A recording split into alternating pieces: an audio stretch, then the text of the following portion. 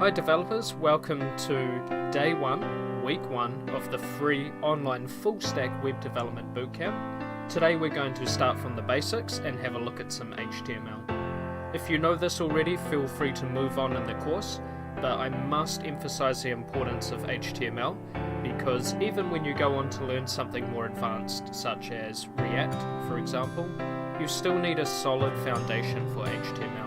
So I hope that if you're a bit uncertain that you still stick through this and learn today.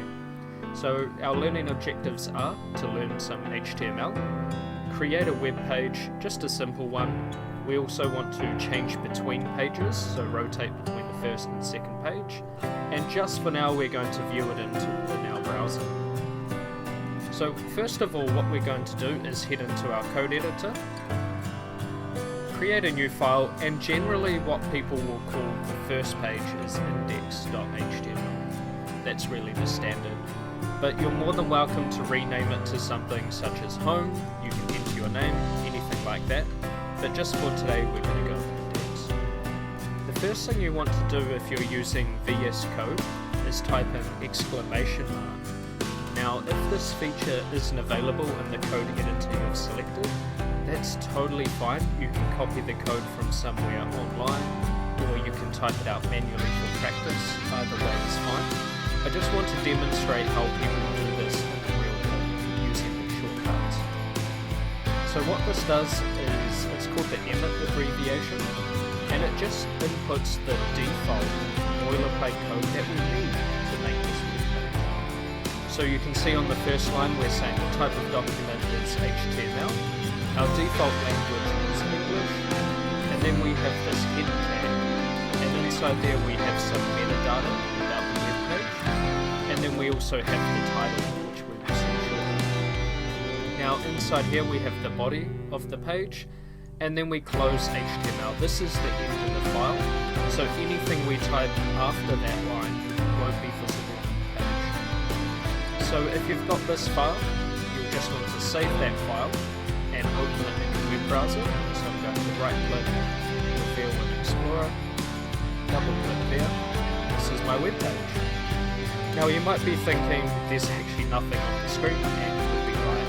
However, there is one key element here where we see document at the top. That is a giveaway that it's related to our code, because document is the title of the tab. So let's just change that with my title here. Save that, and if we refresh, you will see it's now changed to my title here. So for the purpose of what we're going to be doing today, you can just enter any sort of information. The main takeaway is learning about these tags and how to do some Googling to find out what will make your page sing.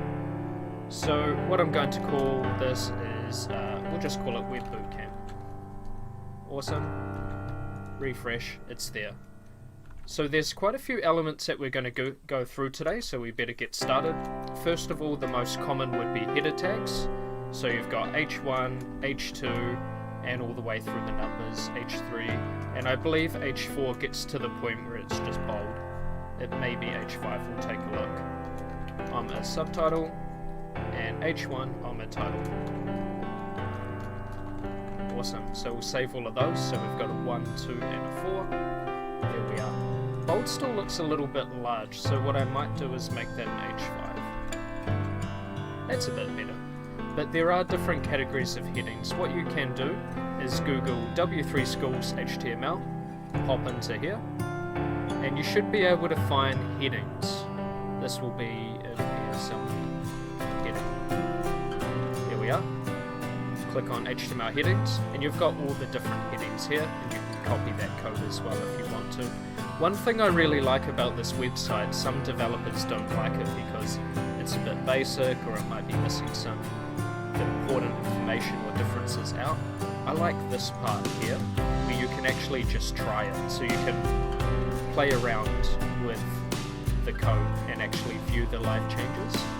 So that's pretty awesome if you want to learn inside here instead of the code editor. So what we're going to do is head back into our code. So these are all of the headings, so just write headings. Now what you want to do here is, hopefully it's supported, but hold down Control toggle comments. If it doesn't, however, you can still manually type